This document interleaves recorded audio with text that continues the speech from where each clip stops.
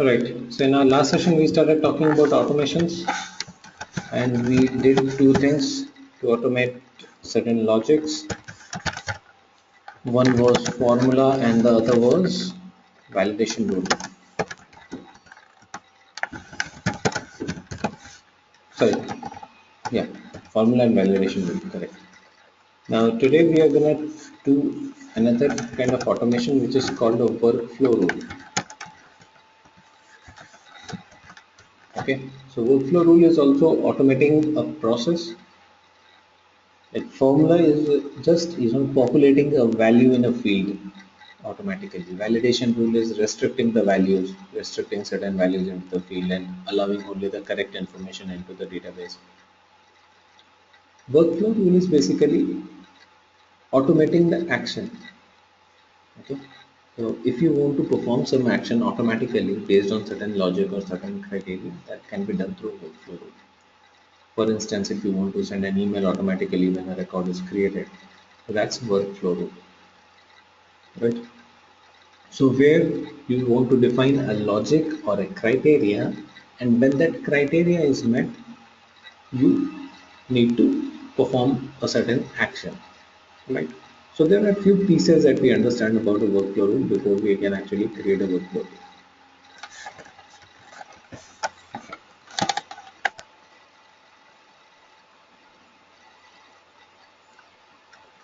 So in workflow rule, first thing, there are a few small things that you have to define while you're defining a workflow rule. So first thing, the object for which you want to define the rule.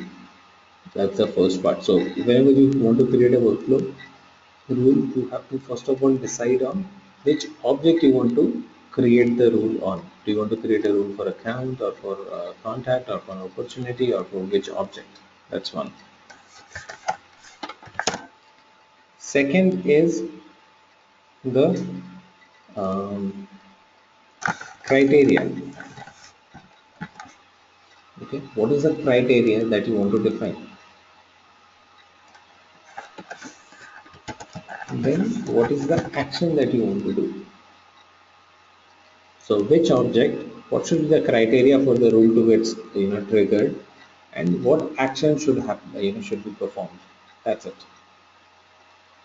So these three things you have to define if you want to create a workflow rule.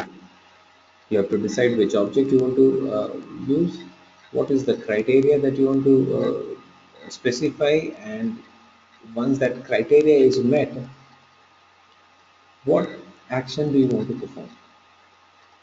Right. So under criteria, there are two types of criteria.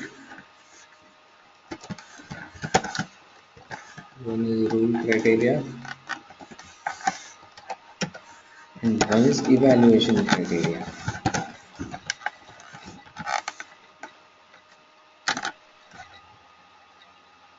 Okay. Now, what is rule criteria? Rule criteria is basically what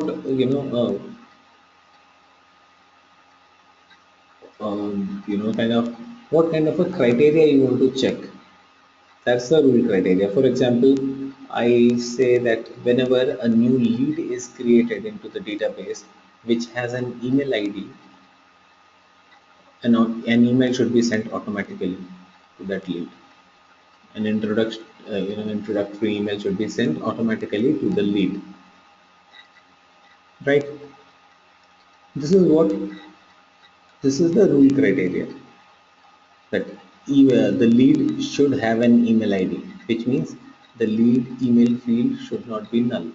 Okay, so that's the rule criteria. That only if the email field is not blank, then you send an email. So that's the rule criteria. Now, what is the evaluation criteria then? Evaluation criteria is basically when do you want that criteria to be evaluated? Okay. Do you want the criteria to be evaluated when a record is created? Do you want that criteria to be evaluated when a record is being edited? Do you want that criteria to be evaluated every time the record is being edited? That thing. Alright. So when do you want that criteria to be evaluated? That's also important, right? So every time someone is updating a record, should my record go and check the same thing and perform the action, or should it just do it once when the record was initially created? It depends on your requirement, right? Then comes the action. What is action? There are, few actions which you can perform. So what are the actions that you can do here? You can send an email.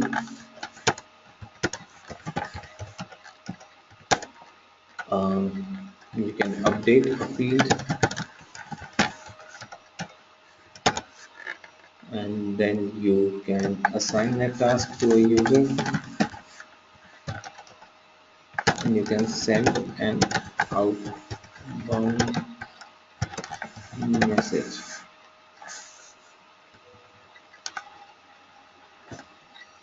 Okay, you can send an email, you can update a field, you can assign a task, and you can send an outbound message. So these are things which you can actually perform, right? So these are the actions which you can perform.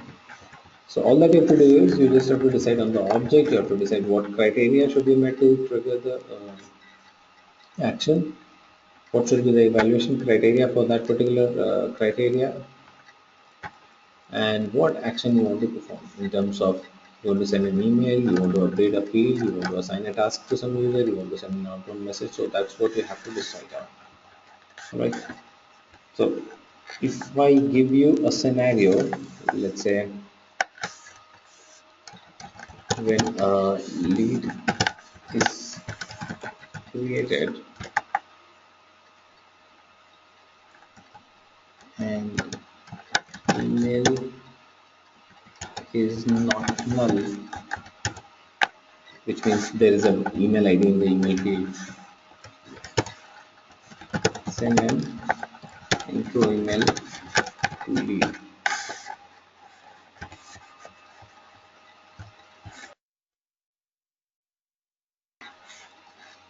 Now this is basically your uh, scenario, right? The workflow rule scenario. Now all that you have to do is whenever you have got a requirement initially for for some time, what you can do is you can try to break the requirement into these steps. Okay, try and understand that what exactly your requirement is saying. So let's try to break this requirement. So it's a simple one. Let's try to break this one into these steps. So in this case, what is the object for this particular requirement? What object are we talking about?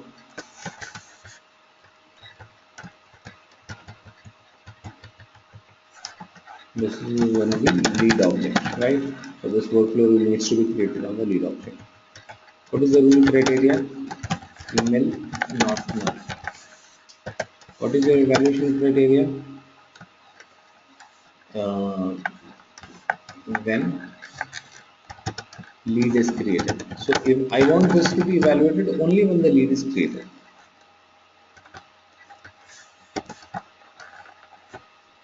And what action do I want to perform? I want to send an email. So this is the action. Right. The same way, think about another scenario. Let's say every time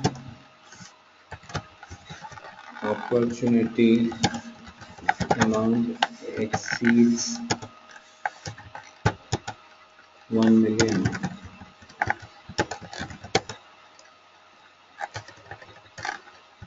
notify the opportunity owner. Okay, so you need to notify the opportunity owner every time there is an opportunity which exceeds, so the amount of opportunity exceeds 1 million. So that is the requirement now. So in that case, if you have to create a workflow for the second situation, then your object will be opportunity,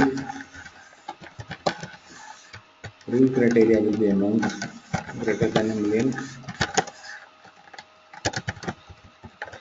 evaluation criteria is not only created, so it is being said that every time opportunity amount exceeds 1 million, so it can exceed you know, in an update operation also.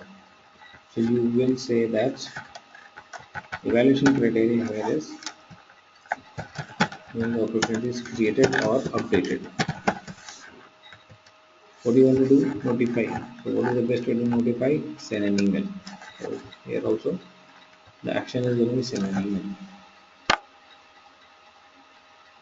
Right? So this is how simple it is. So whatever be the requirement, all that you have to do is you just have to break your requirement into these simple steps. You just have to understand which object, what criteria, when you want your criteria to be evaluated, and what action you want to perform.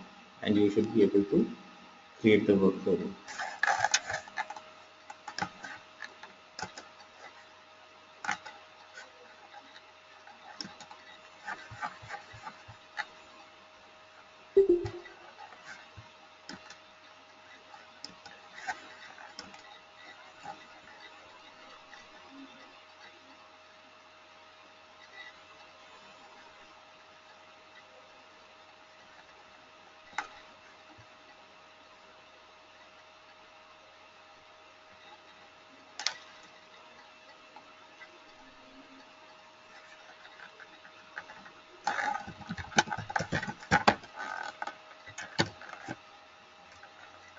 Okay. I want one of you to give me your login ID password. Can one of you help me with your login credentials? I'll create the workflow rule in that particular account.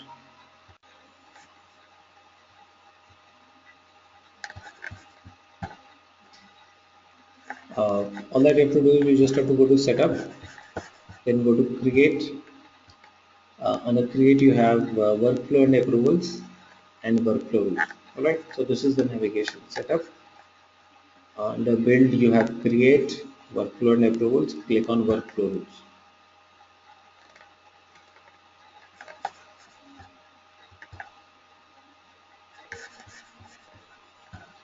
Click on continue. Create new rule. Okay. So first thing, object. If you have already decided on those things, it will be easy for you to create the rule, right? So first requirement will go with you want to send an email automatically to a lead.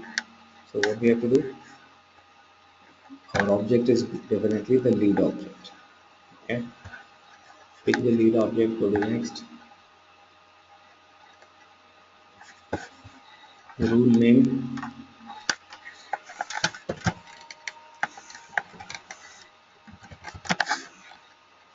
Okay, evaluation criteria. Now, what is your evaluation criteria? When do you want the rule to be evaluated? When the record is created, so there are three options here. Every time the record is created and every time it's edited. Okay, or the third option is created and anytime it's edited to subsequently meet the criteria. Right, so there are three options. If you select created, the rule will be evaluated only when a new record is created. If you select the second one, the rule will be evaluated every time the rule is being edited. If you select the third option, the rule will be evaluated one at the time of created, and along with that, it's going to be evaluated only when it is edited to meet the criteria. Okay, so we'll go with the first one. We just want the rule to be evaluated on created. If you select the second option, like created and every time it's edited, then what will happen? Every time someone performs an edit on that lead and saves that, the rule will go back and check if the email ID is available or not. If the email ID is there, it is going to send an email, which is that's something which we don't want to do, right? So for that reason, we are just going to select the created option. What is my rule criteria? It's pretty simple. Email should not be blank. So leave email not equal to null. That's it.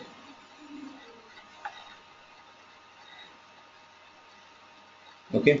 Now we are at a stage where we just have to define the actions. We have already specified the rule criteria and object. Now define the action. So what is the action that you want to perform? You click on add workflow action. Now in action also you have two options. One is immediate action, one is time dependent action. So you have the choice of performing action immediately, or you have the choice of delaying the action by some time. Okay, so if you don't want to perform the action immediately, what you can do is you can delay the action by some time. Delaying the action means, let's say, when you receive a lead today, you just want to make sure that you send an email after 8 hours or after 3 days. That's basically the concept of delaying the action, right? So you can either perform an automatic workflow action, or you can add a time trigger which will delay the action. For example, if you want to perform an action after 8 hours, you just need to go and add a time trigger, say 8 hours after the rule trigger. Say, so you've created a time trigger for that will execute this action after 8 hours. Now, if you define any action here inside this time trigger, these action will be performed 8 hours after the rule trigger. Okay. If you want to perform an action here, this action will be performed immediately. That's how it is, right? So any immediate action need to be defined under immediate actions. Any time dependent action need to be defined under time dependent action. So completely depends on your requirement. When do you want to send the email, or when do you want to perform that action. In this case, let's make it immediate. Okay. So these are the options which are available. As I told you, you can assign a task, you can send an email alert, field update, outbound message. And you can also pick an existing action. Existing action means if you've already defined an action, you want to select that same one, then you can pick that. In my case, I'm just going to send an email alert.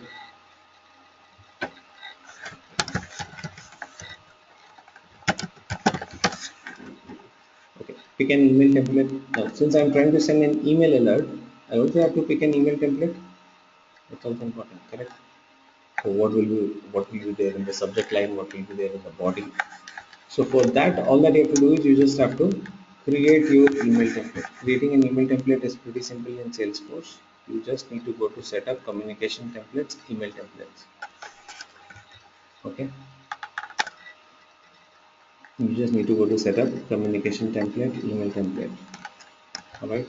So if you select this email template option, you will be able to create your own email template. I'm not going to get into that. I'll just pick a default email template. By default, there are a lot of email templates available. I'm just going to pick any one of those. But whenever you're actually working for a client, you'll have to design the email template as per the client requirement. So it's just a matter of putting a subject line and the email body. So what do you want to put in the body and what do you want to put in the subject. So that is it. Um, okay. Then who should be the recipient? Who receives the email? The email should be received by the email ID which is mentioned on the lead object, right? You want to send an email to a user? Obviously no. You want to send an email ID to some contact? No. I just want to send an email to the email ID which is mentioned in the lead object.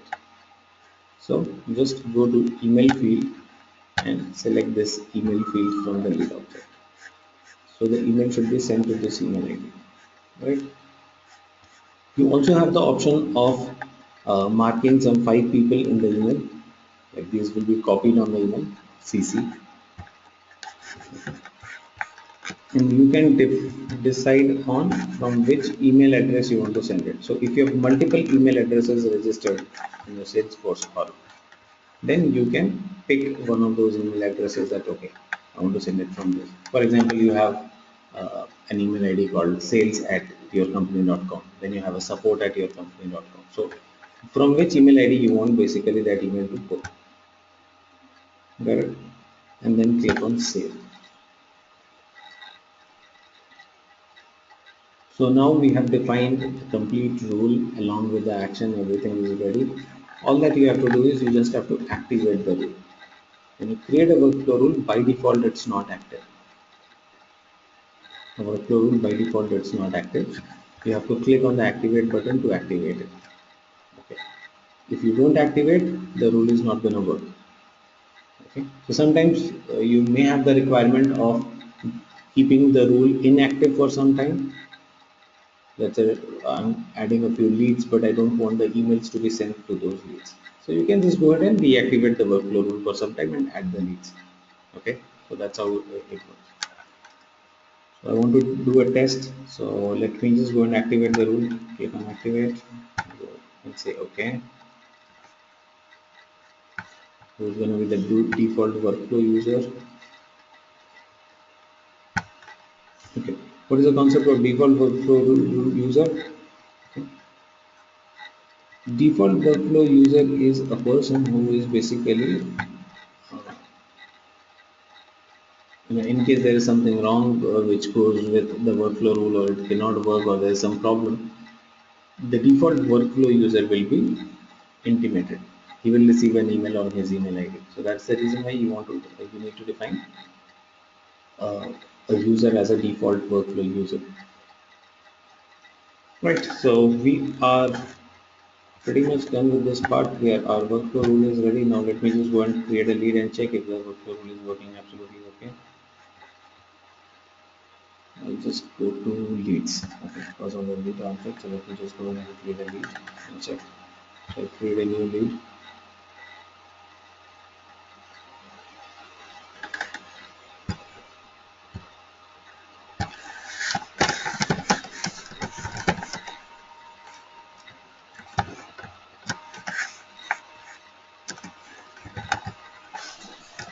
Okay.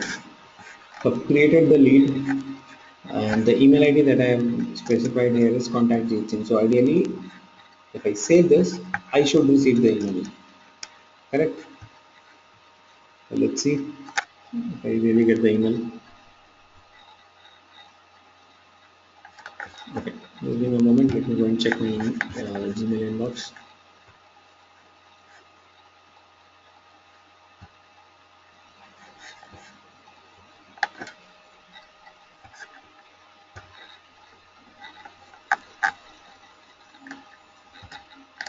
Here it is. This is the email that I have received. See, this email came from this via Salesforce.com. Thank you for your inquiry. This. So, I mean, don't go by the what is written in the body, because that has come from the generic template that you pick. You always have the option of going and editing the subject line and the body. Right? So don't be worried about what is written, but I've received the email, which means my workflow rule is working absolutely fine. Clear?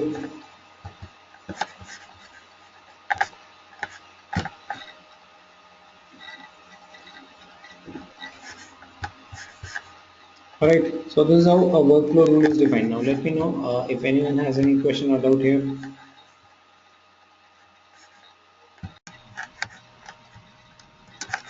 So evaluation criteria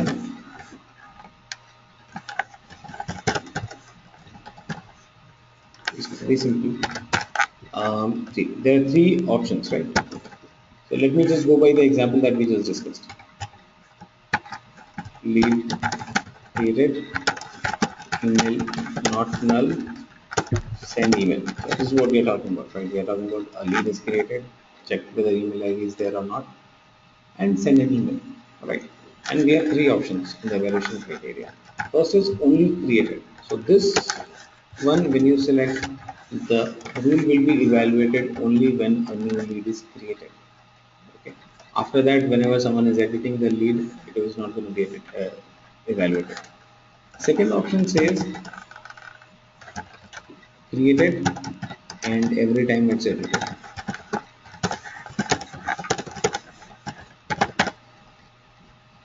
This is the second option, which says created and every time it's edited. What does that mean? That means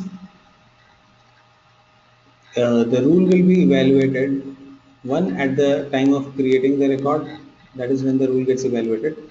After that also, every time someone goes and performs an edit on that record, it gets evaluated, which means every time someone is editing the record, email will be sent. Every time someone edits the record, no matter what the person is editing, email will be sent. Understand that? So that's created and every time it is edited. So, but in this situation, we don't need this thing to happen, right? Third is created or and edited to meet criteria. Okay, this is different. This says that every time the record is edited to subsequently meet criteria. So only if the record was edited to meet the criteria, which means if before edit the record did not meet the criteria, but after the edit record meets the criteria, then the email should be sent. Got it? So if it was edited to subsequently meet the criteria, then this record will uh, start evaluating the rule criteria. Tell me if that helps you understand things. Okay, suppose if we have the criteria like if the amount is Okay, greater let than 10,000. no, okay, fine. Let me try to give another, give an example on this if it's not clear. Let's say you created a lead, okay, and in that lead you entered an email ID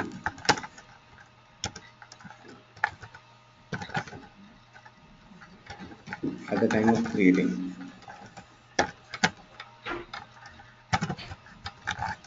okay. So if your evaluation criteria is created, it's only gonna get evaluated at the first place when the record is created, okay. So this part is simple. Let's remove it. Now let's think about these two situations. At the time of creating the lead, at the time of creating the lead, you did not specify the email ID. Okay, which means no email will be sent. You created email ID. You created the lead at uh, let's say 7 a.m. You did not give the email ID, which means no email was sent. Correct. After 2 hours, you went ahead and entered an email ID. So you updated the record and entered the email ID. Then the email will be sent. That's the third option. Edited to meet the criteria because your record was edited to meet the criteria. After 2 hours, again you went ahead on the same record and you edited something else. Okay, because you already supplied the email ID.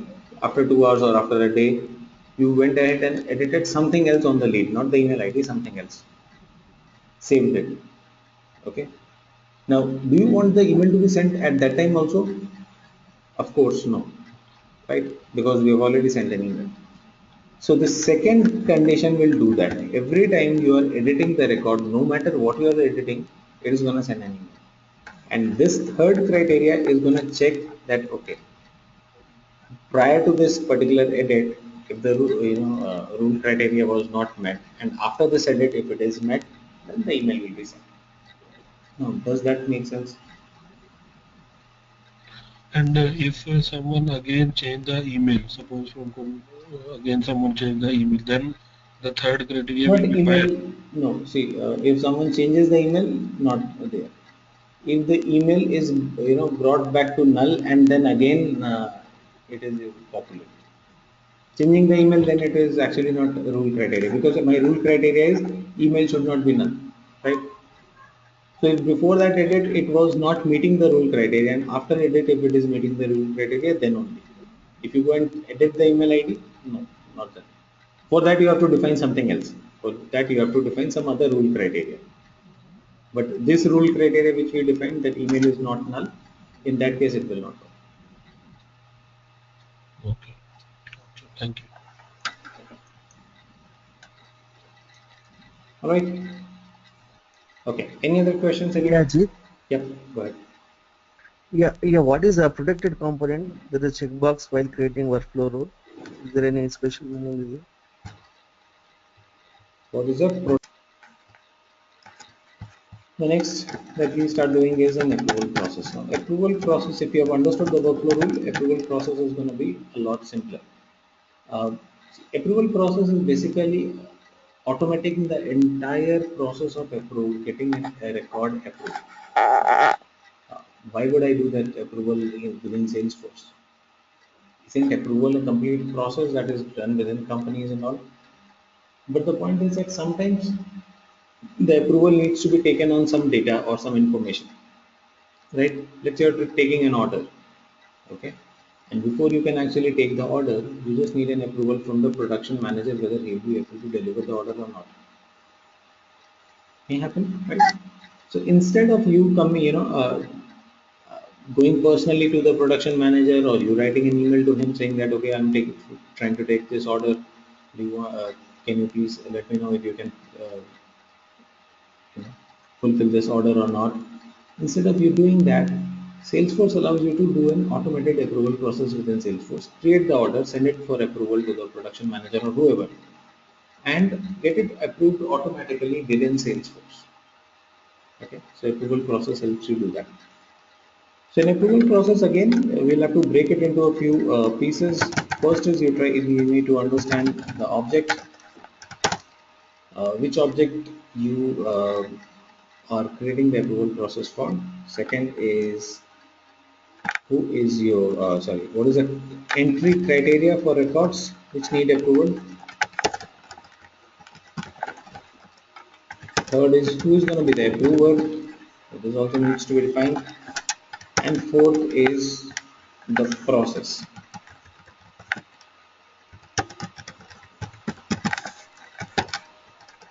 Okay, the process will have a few steps. First is submission, approval, rejection, recall. Okay, so your approval process has four stages: initial submission stage, approval stage, rejection, recall. Right, first of all you'll have to submit the record, then either it will be approved or rejected. In the meantime, if you want, you should be able to recall the record also. So all that we need to do is we just need to go ahead and define the actions at each stage. So the same kind of actions as we define in workflow rule, the same kind of actions can be defined here. Like in submission, approval, rejection, recall, you can define the same sort of actions, right? Like, like something like when a record is submitted, you want to send an email alert, let's say. When it is approved, you want to send another email. If it is rejected, there should be another email which is sent. So that sort of thing. So at every stage we can define action. So that's what we are doing actually. We define action for every stage of an approval process. Okay. So let's say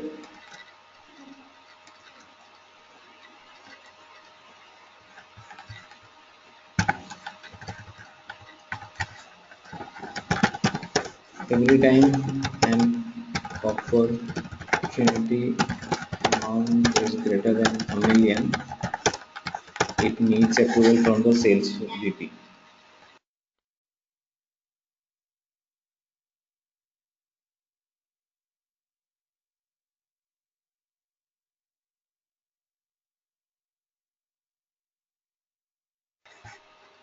Okay. So let's say this is a requirement. Now let's go ahead and define an approval process for this.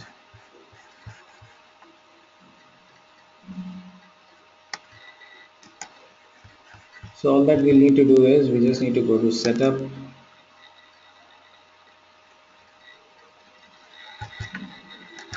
again go to the same setup, create workflows and approvals, this time approval process.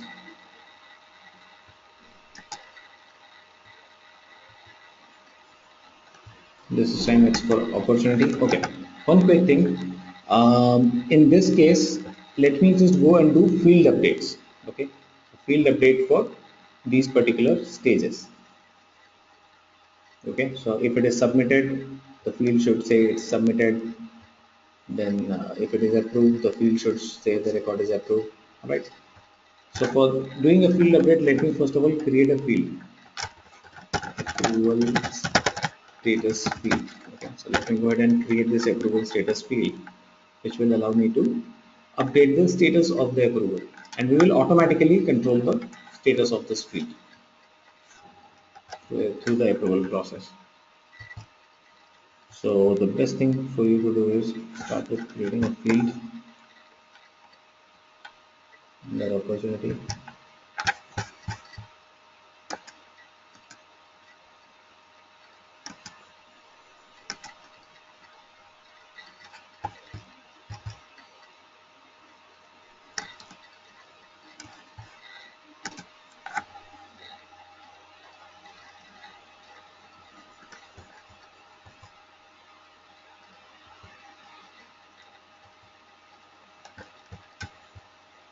Pick list,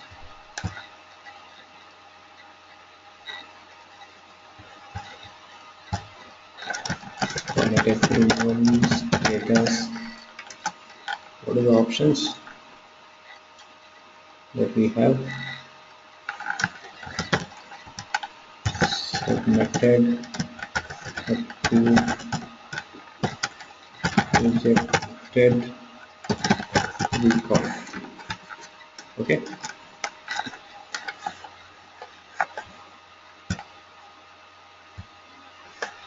I'll make it a read-only field.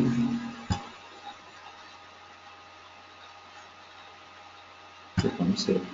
The field is ready. Right. So through this entire approval process, we are going to control the status of the approval status of that record.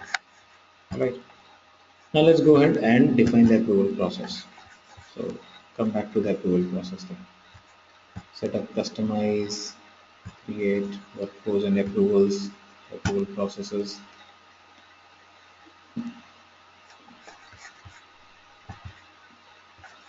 Going to define an approval process for opportunity. Click here, create new approval process, use a jumpstart wizard.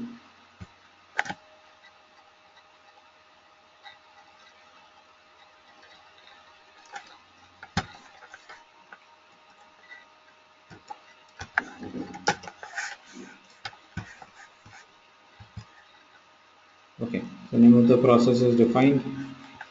Now all that you have to do is you just have to specify an entry criteria. So what is my entry criteria? Amount is greater than a million. So only the opportunities where amount is more than 1 million are eligible for approval. So if some opportunity does not meet this criteria, is not eligible for approval. That's what it means. So for any record to get into the approval process, this is the entry criteria, that opportunity amount needs to be more than 1 million. So that the users are not sending records which don't even need approval, they're not sending it to the approver and bothering him. So just to ensure that there's an entry criteria which has been defined. So only the records which need to be which is more than a million in amount, that should be sent for approval. Now you can select the approver. Okay, so here there are three options for you to select the approver. First option is you can just don't you can just leave it like this. You don't select an approver and you leave it for the submit. The person who is going to submit the record for approval, he has the option of manually selecting the approval. The moment he tries to submit the record, at that time he has the option of choosing the approval manually. Okay, so in this you don't have to do anything. The person, when he starts submitting the record, at that time he personally should select who is going to be the approval. Other option is you can define it based on a certain hierarchy. Okay, like manager of the owner, something like this. Third option is if you have a specified approver, like as I said, VP of sales or something like that. So you should just go and pick that particular approver. That this is the person who is going to approve for this kind of records. So this is the person who is going to approve the records. Correct. You also have an option of putting multiple approvers for a certain approval request. Okay. However, if you are using multiple approvers, then you also have to define whether you want what kind of an approval process you want. See, when you are sending an approval request to multiple people, for example, you want to approve get something approved, you send the request to two people. So there can be two scenarios. Either you will consider your request to be approved if any one of them approves, or you will consider it approved if both of them approve, right? So that is what you are selecting. So If there are multiple approvers, you select. In this case we are just selecting one, but in case you had multiple approvers, then you have to decide on this one. Do you want to approve or reject based on the first response, or do you require unanimous approval from all selected approvers? Correct. Then click on save, go ahead and click on OK.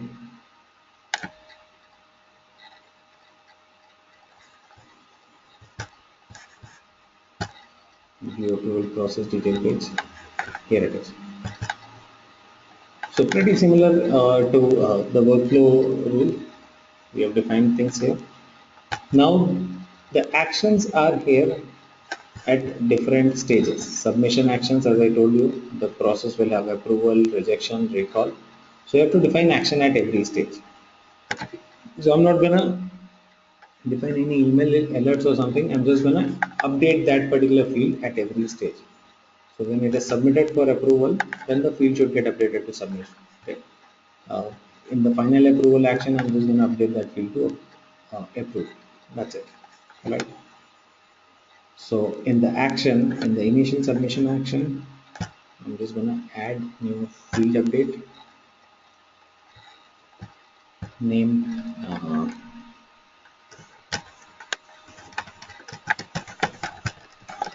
give it any name. Which field you want to update? Approval status. What value you want this to be updated to? Submitted. Save.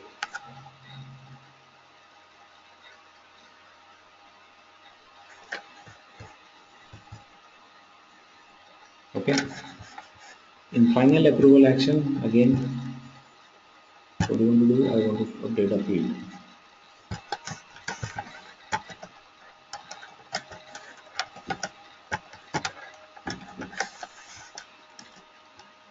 Approval status field needs to be updated to approve. Save.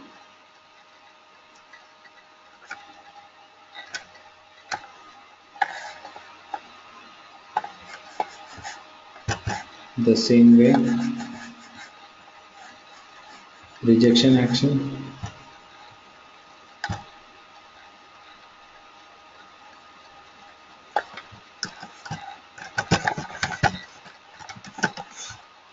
the field that needs to be updated is approval status, rejected, save. Done. So we have defined action for submission, approval, rejection. I'm not specifying the one for recall. Okay. So we have defined action for everything. Now just activate the approval process. So the approval process to work, this needs to be activated. Again, the same process as you activated in workflow rule, you have to activate the approval process also.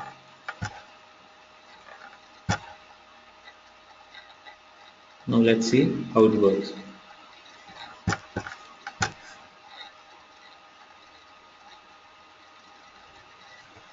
We go to an opportunity, click a new opportunity, and we'll keep the amount of this opportunity more than 1,000,000. 23 amount is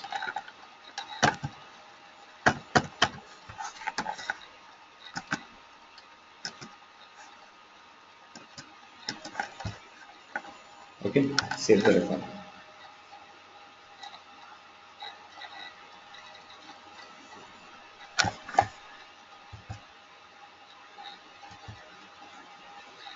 What is the approval status for this record? Nothing, blank. Okay, null. Why? Because the process has yet not started. The process has yet not started. We have just created the record.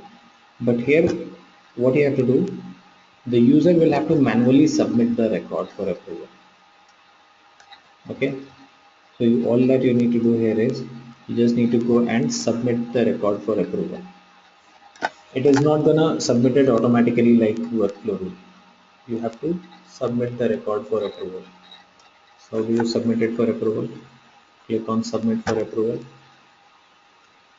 Once you submit this record for approval, you might not be able to edit or recall it. That's fine. Okay. So submitted the record for approval. The moment you submit the record for approval, See, the approval status has automatically updated into submitted. Got it? And the record gets locked. The record is locked. Now you cannot make any changes in this record because it is in the process of approval. Right. Now what happens in the meanwhile? This record has got updated and the approver receives an email. Okay. Stalin, did you receive an email? If yes, can you just forward that email to me?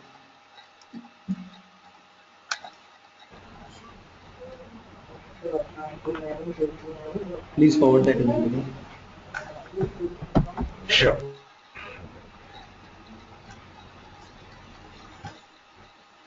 Okay. So what happens is the moment the user is going to submit a record for approval, approver receives an email with the request that see, this is the approval required, please approve or reject it. So I'll just show you the kind of email that he receives. Let me just take the email from.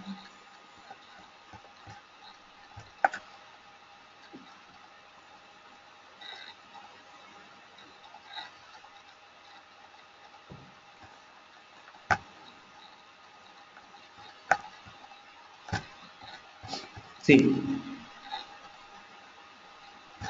this is the kind of an email which is received by the approver, and he has the link where he can actually click to uh, approve the record.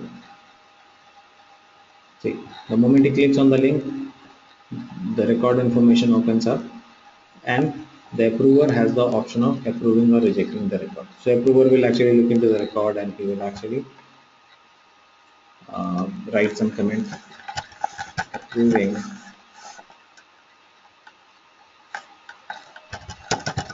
looks good, whatever. He will write some comment and he will approve it or he will reject it, whatever he wants to do. So the record gets approved. Now let's go back to our original record and refresh the record.